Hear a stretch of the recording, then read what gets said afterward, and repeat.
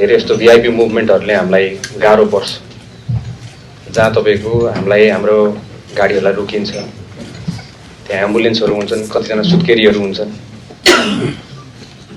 यस्तो कार्य चाहिँ हामीलाई सम्पूर्ण मन्त्रीज्यूहरूलाई नगर्न हुन हामी चाहिँ यहीँबाट आग्रह गर्न चाहन्छौँ। सर्भिस डेलिभरी 1 नम्बर कोठा, 2 नम्बर कोठा, 3 नम्बर कोठा, क ख ग गर्दै नपढेको मान्छेलाई नि त पढाउने हाम्रो विभागहरू, कार्यालयहरू। यसरी गरेर तपाईँको हरेक कर्मचारीसँग अब कतिजनाको नियत राम्रो भयो त ठिकै छ, तर नियत नराम्रो भएको खण्डमा चाहिँ भ्रष्टाचारको सुरुवात यहाँबाट हुने भनेर हामीले पत्ता लगाएको छौँ। जेनजी जनादेशलाई कार्यान्वयन गर्नलाई क्याबिनेटबाट त्यही अनुसारमा निर्णय भइसकेपछि हामीले हुबहु हाम्रो प्रधानमन्त्रीज्यूले भनेको अनुसारमा, निर्देशन अनुसारमा हामीले त्यसलाई कार्यान्वयन गर्नुपर्ने हुन्छ। त्यसमा कसैलाई छुट छैन। यो न्युजहरू बनाउँदाखेरि कसैको चरित्र हत्या गरेर टिआरपीका लागि कतिजनाले यस्तो नगरिदिनु हुनु, म हजुरलाई एकदम मनैदेखि आग्रह गर्न चाहन्छु। कसैले पनि तपाईँलाई कुनै तरिकाको घुस माग्छ भने प्रहरीका भन्नुहोला, हामी त्यही अनुसारमा प्लानिङ बनाउँछौँ, त्यही अनुसारमा कार्यविधि बनाउँछौँ। धेरै जिम्मेवारीका साथ आएको छौँ हामी सबैजना। अहिले हाम्रो देशको भार, त्यो जिम्मेवारी हामीले पुरा गर्नलाई हामीलाई 5 वर्ष धेरै मिहिनेत गर्नुपर्नेछ।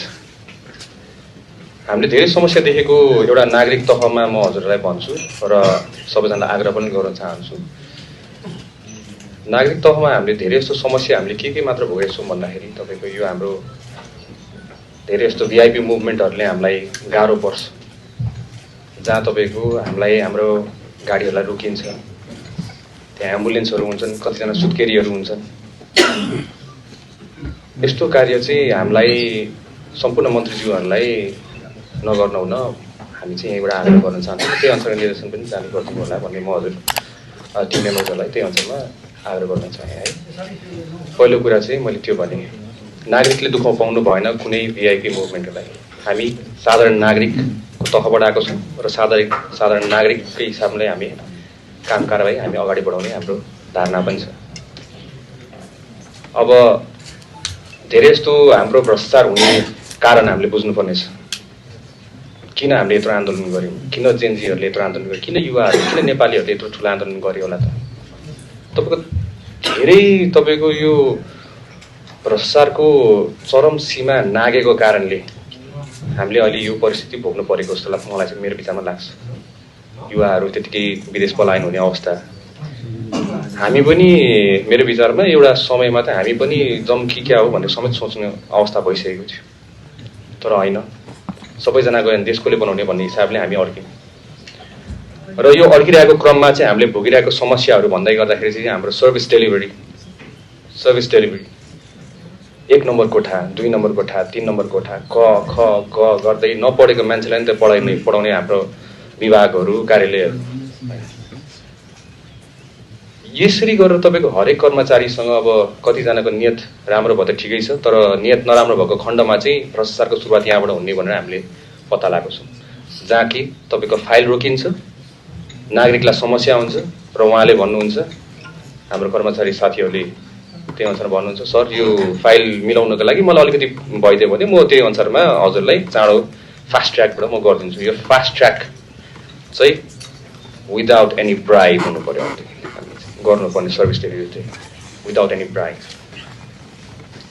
1 डोर सर्भिस सिस्टम पोलिसीको लागि हामी निरन्तर काम गरौँ। अहिले मैले सचिवज्यूलाई नि त्यही अनुसारमा निर्देशन पनि दिएको छु, ताकि नागरिकहरू कर्मचारीसँग ठोकिन नपरोस्, सेवाग्राहीहरू कर्मचारीसँग ठोकिन नपरोस्, जसले गरेर यो फाइल अगाडि बढाउनको लागि चाहिँ तपाईँलाई यति पैसा लाग्छ भन्ने त्यो सिचुएसन नल्याऊ। नागरिकहरूले एउटा ठाउँमा तपाईँको निवेदन दिइसकेपछि अर्को ठाउँबाट चाहिँ उहाँको सर्भिस हुनु पर्यो भन्ने चाहिँ हाम्रो धारणा छ। मेरो विचारमा यसलाई नै हामीले सुशासन भन्छ। This is called good governance. So यो गुड गभर्नेन्सलाई चाहिँ हामीले त्यही अनुसारमा भ्रष्टाचार पनि निर्मूलन गर्न हामीलाई सहज हुन्छ, हाम्रो काँधमा अर्को भार पर्दैन। त्यही अनुसारमा सेवाग्राहीहरूले पनि त्यही अनुसारमा सर्भिस पाउन सक्नुहुन्छ र हामीले आफ्नो बाचा पनि पुरा गर्न सक्छौँ, जुन चाहिँ बाचा हामीले गरेर अहिलेसम्म यो चुनाव जितेर यहाँसम्म आएको छ। हामीले बिर्सिनै नहुने कुरा अर्को कुरा भनेको चाहिँ हाम्रो जेनजीको जनादेश कार्यान्वयन गर्नलाई क्याबिनेटबाट त्यही अनुसारमा निर्णय भइसकेपछि हामीले हुबहु हाम्रो प्रधानमन्त्रीज्यूले भनेको अनुसारमा निर्देशन अनुसारमा हामीले त्यसलाई कार्यान्वयन गर्नुपर्ने हुन्छ। त्यसमा कसैलाई छुट छैन, कसैलाई छुट हुनु पनि हुँदैन। प्रतिवेदनको आधारमा हामीहरू अगाडि बढ्नुपर्ने हुन्छ। अर्को कुरा हामीले देखेको समस्या, यत्रो योगदान गरेर हाम्रो शहीद परिवारहरू आउनु भएको छ, यही वान डोर सिस्टम नभएर एउटा मन्त्रालय धाउनुहुन्छ, अर्को मन्त्रालय धाउनुहुन्छ, आफ्नो बच्चा गुमाएको छ, कतिवटा मन्त्रालय धाउनु। यो हरेक आम नागरिकको कहानी हो, हरेक आम नागरिकको कहानी। एउटा मन्त्रालय अर्को मन्त्रालय अर्को मन्त्रालय, यसलाई सहजीकरण गर्नुपर्ने छ। त्यही भएको हिसाबले शिक्षा, स्वास्थ्य, हाम्रो अरू के छ हाम्रो यसमा आर्थिक, सबै मन्त्रालयको तपाईँको एक एकजना प्रतिनिधिको एउटा चाहिँ विभाग बनाऊ, जहाँ हाम्रो शहीद परिवार र घाइतेहरू एकै ठाउँमा आएर one door policy, one door service सिस्टममा आएर उहाँहरूले फर्स्टमा उहाँहरूलाई सजिलो होस्। उहाँहरूको योगदानले आज यो परिवर्तन देख्न पाएको हामीले, यसलाई हामीले बिर्सिनु हुँदैन। उहाँहरूलाई योभन्दा बेसी दुःख दिनु मिल्दैन हामीले। त्यही भएको हिसाबले हामीले शहीद परिवार, घाइते परिवारहरूलाई उहाँलाई शिक्षा चाहिन्छ भने त्यही अनुसारमा हाम्रो त्यहाँ शिक्षाको एकजना प्रतिनिधि हुनुहुन्छ त्यो विभागमा। उहाँलाई स्वास्थ्यमा समस्या छ भने त्यही अनुसारमा हुन्छ, आर्थिक बाटो छ भने त्यही अनुसारमा हुन्छ। सो एउटै ठाउँमा मात्र गयौँ भने उहाँलाई किन हरेक मन्त्रालय लिएर यत्रो 15-20 जनाको ग्रुपहरू उहाँहरू धाइराख्नु पर्ने त? कारण के? This is not call good governance. We need to set an example this time. हामीले एउटा उदाहरण सेट गर्नुपर्नेछ र यो उदाहरण हामीबाटै सुरुवात हुनुपर्नेछ। परिवर्तनको सुरुवात हामीबाटै हुन्छ र त्यो पहिलो जिम्मा चाहिँ गृह मन्त्रालयले लिन्छ। त्यही अनुसारमा हजुर सम्पूर्ण सचिवज्यूहरूलाई, सेक्युरिटी फोर्सेसहरूलाई त्यही अनुसारमा अगाडि बढ्नु हुँदा म हजुरहरूलाई सबैलाई हार्दिक अनुरोध गरेँ। अब हाम्रो धेरै जस्तो हजुरले देखिसक्नुभयो, मलाई विभिन्न आरोप लाग्ने गरिरहेछन्, त्यो तपाईँलाई थाहा छँदैछ। विभिन्न कुराहरू हाम्रोमा मिडियाहरूमा आइरहेको हुन्छ। मिडियाहरूलाई पनि, मिडिया साथीभाइहरूलाई पनि एकदम रेस्पोन्सिबल भइदिनु भनेर म एकदमै आग्रह गरेँ हजुरहरूलाई, एकदमै आग्रह गरेँ। हजुरहरूको हातमा धेरै कुरा रहेछ, मैले पहिला पनि भनेको थिएँ र अहिले पनि भन्ने गर्छु। तपाईँहरू रेस्पोन्सिबल भएर न्युजहरू बनाइदिनु भयो भने हाम्रो देशको विकास हुन धेरै समय लाग्दैन रहेछ। त्यही भएर मिडियाकर्मी साथीहरूलाई मेरो हार्दिक अनुरोध छ, म तपाईँहरूसँग धेरै क्लोजली बसेको छु, हिँडेको छु। यो न्युजहरू बनाउँदाखेरि कसैको चरित्र हत्या गरेर टिआरपीको लागि कतिजनाले यस्तो यस्तो नगरिदिनु हुनु, म हजुरलाई एकदम मनैदेखि आग्रह गर्न चाहन्छु।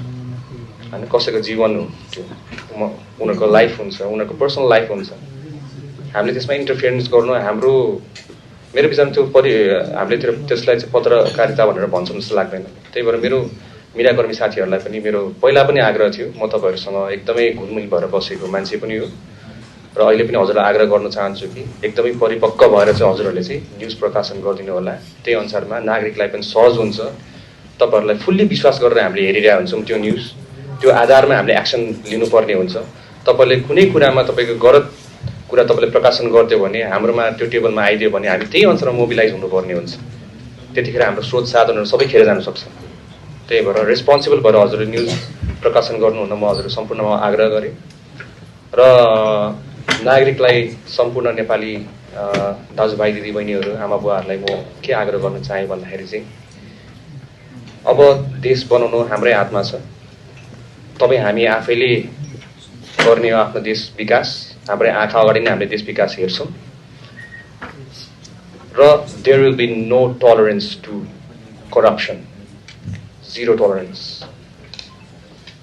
कसैले पनि तपाईँलाई कुनै तरिकाको घुस माग्छ भने प्रहरीका भन्नुहोला, हामी त्यही अनुसारमा प्लानिङ बनाउँछौँ, त्यही अनुसारमा कार्यविधि बनाउँछौँ र यो कम्युनिकेसनको च्यानल फास्ट हुने प्रविधि हामी तयार गर्छौँ र तपाईँहरूको गुनासो सिधै हाम्रो मन्त्रालयमा आइपुग्ने हामी त्यस्तो खालको प्रविधिको हामीले विकास गर्छौँ, जसले गरेर चाहिँ हजुरलाई आफ्नो